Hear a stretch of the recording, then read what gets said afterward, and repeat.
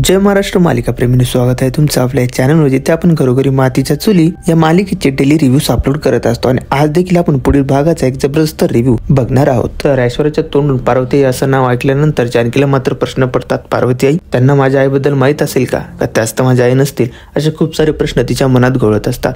व ती पार्वतीकडे जाणारच म्हणजे लताकडे जाणारच, पण लता तिला कुठेच मिळत नाही. ती आवाज देते, गुलाबला म्हणते, पार्वती कुठे दिसले का तुला? यावर गुलाब म्हणतो, आत्ताच थोड्या वेळ पूर्वी त्यांना मी घराच्या बाहेर जाताना पाहिलं व तिथे ऋषिकेश तो काय झालं असं विचारतो. यावर पार्वती कुठेच दिसत नसल्याचं जानकी ऋषिकेशला सांगते व ऋषिकेश म्हणतो, तू या बाजूला जाऊन शोध आणि मी या दिशेने जाऊन शोधतो. व त्यानंतर ऋषिकेश आणि जानकी लताला शोधण्यासाठी बाहेर आलेले असतात. व लताबाई असा आवाज देत जानकी लताला शोधत असते व बायांना देखील विचारत असते की तुम्ही इथे कुणाला गुलाबी साडी घालून जाणारे बाईला पाहिलेलं आहे का?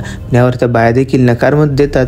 व त्यानंतर जानकी पोहोचते मंदिरामध्ये व गुरुजीला विचारते, गुरुजी एक गुलाबी साडी घातलेली बाई इकडे आली का? तिची जवळपास 60च्या घरात तिचं वय असेल. यावर गुरुजी म्हणतात की हो, अशी एक बाई मध्ये आहे. व जानकी धावत तिच्याकडे जाते. पण दुसरीकडे मात्र सारंग आणि ऐश्वर्याला खूपच टेन्शन झालेलं असतं व टेन्शन मध्ये म्हणतो, त्या बाईने जर वहिनीला सगळं काही सत्य सांगितलं तर आपलं काय होणार? आपला शेवट जवळ आला ऐश्वर्या, असं म्हणत तो चिंता व्यक्त करत असतो. तर प्रेक्षकांनो, आता ऐश्वर्या काय करणार आणि जानकीला लताकडनं सगळं सत्य समजल्यानंतर ती कशा काय ऐश्वर्याच्या मुसळ्या आवळणार हे पण पाहणे खूपच इंटरेस्टिंग ठरणार आहे. तर बघत राहा आणि अशाच रिव्ह्यूज साठी सबस्क्राईब करून बेल आयकॉन दाबायला विसरू नका.